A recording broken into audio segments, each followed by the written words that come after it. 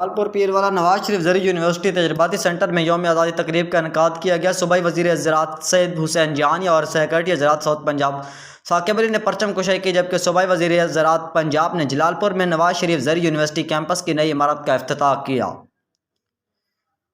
جلالپور پیروالا نواز شریف زرعی یونیورسٹی تجرباتی سینٹر میں یوم آزادی تقریب کا انعقاد کیا گیا۔ صوبائی وزیر زراعت سید حسین جہانی اور سیکرٹری زراعت ساؤتھ پنجاب ثاقب علی نے پرچم کشائی کی، جبکہ صوبائی وزیر زراعت پنجاب نے جلالپور میں نواز شریف زرعی یونیورسٹی کیمپس کی نئی عمارت کا افتتاح بھی کیا۔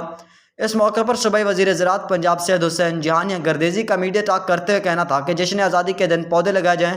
پودے لگانے سے ملک میں ماحولیاتی آلودگی کم ہوگی۔ اس سال بارشیں کم ہوئی ہیں، پانی کی کمی کی وجہ سے فصلیں کی پیداوار میں بھی کمی ہوئی ہے، جبکہ ڈی اے پی کھاد مہنگی ہوئی ہے، جس پر میں نے وزیر اعظم سے سفارش کر کے کسانوں کے لیے ڈی اے پی کھاد کی فی بوری پر 1000 روپے کی سبسڈی دی ہے۔